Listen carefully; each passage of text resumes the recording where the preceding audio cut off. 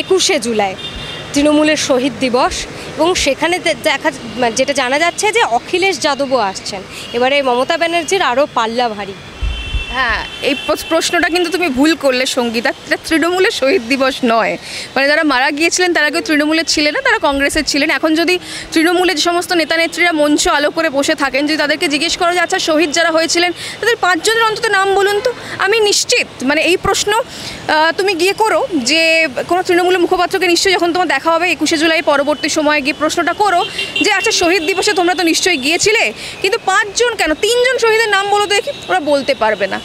আর এই আন্দোলনটাকে তো মানে এই যে শহীদ দিবস এটাকে তো মমতা বন্দ্যোপাধ্যায় হাইজ্যাক করে নিয়েছিলেন, নিজের নামে চালিয়ে দিচ্ছেন। তৃণমূলের শহীদ দিবস বলে চালানোর চেষ্টা করা হচ্ছে। আসলে তৃণমূলের কেউ শহীদ হয়নি সেদিন। যারা শহীদ হয়েছিলেন তাদেরও কোনো প্রতিনিধিদের আমরা দেখতে পাই, তাদের বাড়ির কোনো প্রতিনিধিদের দেখতে পাই না, তাদের প্রতি ন্যূনতম শ্রদ্ধাও জানানো হয় না। মানে 21শে জুলাইয়ের মঞ্চটা এই মুহূর্তেটা হাসির খোরাকে পরিণত হয়েছে। কখনো মমতা বন্দ্যোপাধ্যায় দুহাত তুলে নাচানাচি করেন, কখনো দেব এসে গান করেন, কখনো বাকি সমস্ত যারা মানে অভিনেতা অভিনেত্রীরা আছেন তাদের একটা র্যাম্প ওয়াক ক্যাটওয়াকের মতন হয়ে যায় বিষয়টা। কাজেই এই শহীদ দিবস নেই, ওটা বিজেপির বিরুদ্ধে বিষোদগারণ দিবস বলতে পারেন বা প্রোপাগান্ডা ছড়ানো দিবস বলতে পারেন। আর মানে আর খুব বেশি দিন মমতা বন্দ্যোপাধ্যায় শহীদ দিবস পালন করার সুযোগ পাবেনও না। 26 আসছে, খুব বেশি দেরি নেই, উনি প্রতিফলন সেটা দেখতেই পারবেন। অখিলেশ যাদব আসছে, আরও পাল্লা ভারী, সে জায়গায় কি কোনো একটা নার্ভাস ফিল হচ্ছে বিজেপির? কিসের জন্য নার্ভাস ফিল হতে যাবে? মানে এই মুহূর্তে তৃতীয়বার সরকার গঠন করে আমরা কেন্দ্রে আছি।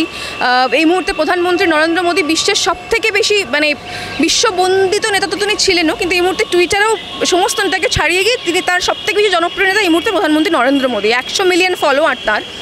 কাজেই সেই জায়গায় দাঁড়িয়ে বিজেপির যে বিজয়ের রথ সেটা থামানো কারোর পক্ষে সম্ভব না। মানে মুখ্যমন্ত্রী মমতা বন্দ্যোপাধ্যায়ের পক্ষে তো সম্ভবই নয়, এবং অখিলেশ যাদব এদের পক্ষেও সম্ভব না। সেটা ভারতের মানুষ আরেকবার প্রমাণ করে দিয়েছে। বাংলায় তো সে রথের চাকা এগোচ্ছে না।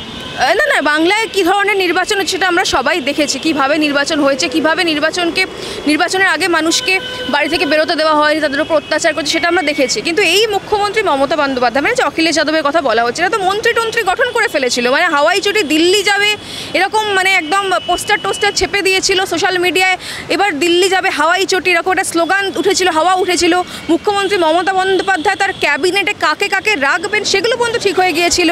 কারা কারা প্রধানমন্ত্রী হবেন ঘুরিয়ে ফিরিয়ে, মানে ইনি 3 মাস উনি 3 মাস এরকমভাবে প্রধানমন্ত্রী হবেন, কেউ উপপ্রধানমন্ত্রী, তো পুরো দপ্তর গঠন করে ফেলেছিলেন। তারপর আমরা কি দেখলাম? বাকি আর কোথাও কোনো রাজ্যে মানে অন্যান্য জায়গায় যেখানে এর আগে তৃণমূল ত্রিপুরা বলুন বা গুজরাট বলুন বা উত্তর পূর্বে যে সমস্ত জায়গাতে ওরা এর আগে প্রার্থী দিয়েছিল, সমস্ত জায়গায় গোয়া থেকে শুরু করে সমস্ত জায়গায় তৃণমূল হেরেছে। কাজেই পশ্চিমবঙ্গ বাদে তৃণমূলের আর কোথাও অস্তিত্ব নেই। কিছুদিন পরেই অস্তিত্বটুকু আর থাকবে না, বিশ্বাস করুন। মানে গায়ের জোরে সিপিএম যেরকম 34 বছর মানে শেষের কিছু বছর আমরা দেখেছি সিপিএম রীতিমতো গায়ের জোরে হারমাত বাহিনী দিয়ে ভোট লুট করেছে, আমরা এখানেও দেখছি বারবার সন্দেশখালী থেকে শুরু করে সমস্ত জায়গায়। এই যে তৃণমূলের আগে কি হতো, অনুব্রত মণ্ডলের নাম জানতে পারতাম আমরা, মানে কয়েকজন মাসেলম্যানের নাম জানতাম। এখন আমরা কি দেখছি, উত্তর থেকে দক্ষিণ মানে শুধু শাহজাহান থেকে শুরু করে জেসিবি থেকে শুরু করে জয়ন্ত থেকে শুরু করে তৃণমূলের জায়গায় এরকম হারমাত বাহিনী তৈরি হয়ে গেছে। এরাই তৃণমূলের ভোট মেশিনটাকে নিয়ন্ত্রণ করছে। তবে এটা আর খুব বেশি দিন নেই, কারণ সিপিএমেরও 34 বছর আমরা দেখেছি শেষ হয়েছে, তৃণমূলেরও শেষ হবে, খুব শিগগিরই শেষ হবে।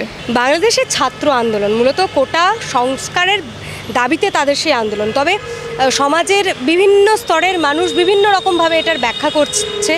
তো একজন মানে ছাত্র সমাজের মুখ হিসেবে এবং তুমি সরাসরিভাবে বিজেপির মুখপাত্র, তো কিভাবে এটাকে দেখছো পুরো বিষয়টাকে? দেখুন, প্রথমে একটা বিষয় বলতে চাই, সেটা হচ্ছে এটা একটা আন্তঃরাষ্ট্রীয় বিষয়, মানে বাংলাদেশের সম্পূর্ণরূপে আভ্যন্তরীণ একটা বিষয়। মানে সেখানে সেই পরিস্থিতি না থেকে কী বিষয় সেটা বলা খুব একটা উচিত নয় বা সেটা নিয়ে খুব একটা আলোকপাত করা উচিত নয়। কিন্তু বিষয়টা যেটা হচ্ছে, যুগে যুগে আমরা দেখেছি এরকম ছাত্রদের আন্দোলন সংগঠিত হয়েছে বিভিন্ন দেশে, বিভিন্ন কালে, বিভিন্ন সময়।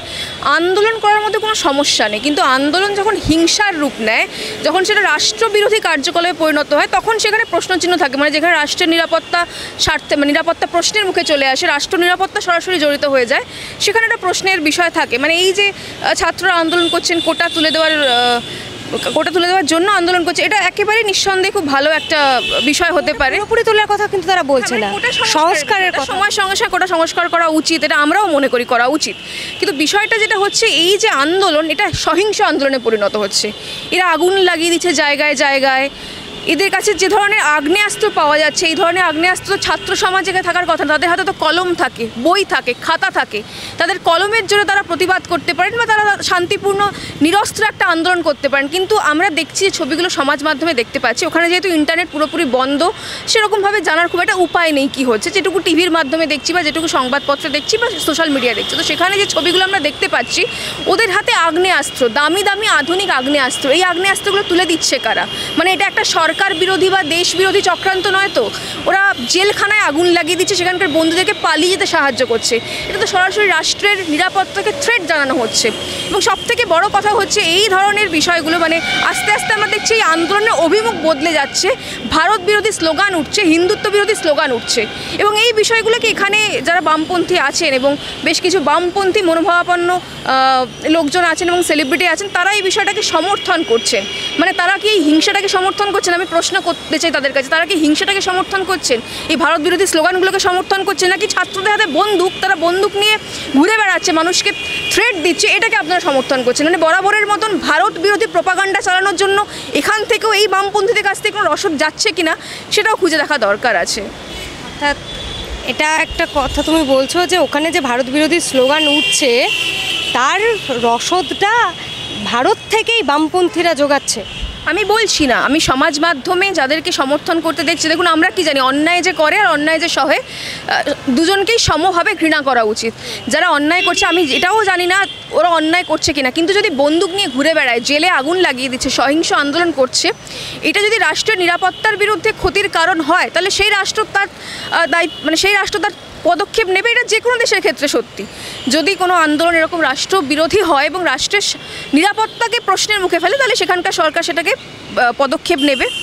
তবে গুলি চালিয়ে দেওয়া, মানে সরকারের তরফে, পুলিশের তরফে গুলি চালিয়ে দেওয়া, ছাত্র মৃত্যু, এটা কোনোভাবেই কাম্য নয়। কিন্তু এখানকার বামপন্থীদের আমি যেটা দেখছি, তারা যে ধরনের প্রোপাগান্ডা চালানোর চেষ্টা করছেন, এটা কিন্তু অন্যায়। মানে সরাসরি ভারত বিরোধিতা যখন প্রশ্ন আসছে, যখন ওদের স্লোগানগুলো বদলে গিয়ে ভারত বিরোধিতা স্লোগান হয়ে যাচ্ছে এবং সেগুলোকে সমর্থন করা হচ্ছে, তার মানে এই দেশে বসে, এই রাজ্যে বসে কিছু মানুষ ভারত বিরোধিতাকে সমর্থন করছেন, যেটা একেবারেই কাম্য নয়, এটা হওয়া উচিত নয়। এবং এই যে লেখাগুলো, এগুলো তো রসদ যোগাচ্ছে, অবশ্যইভাবে এটা মানসিক জোর দিচ্ছে, সমর্থন করছে তাদের। যখন তারা দেখছে যে আমার দেশে বসে ওদের সমর্থকরা, মানে আমার দেশে বসে ওদের হয়ে সমর্থন করছে এবং ভারত বিরোধিতাকে সমর্থন করছে আমার দেশের লোকজন, তখন সেটা ওদেরকে নিশ্চয়ই মানসিকভাবে আরও বেশি জোর দেবে, আরও বেশি ভারত বিরোধিতা করার সুযোগ করে দেবে।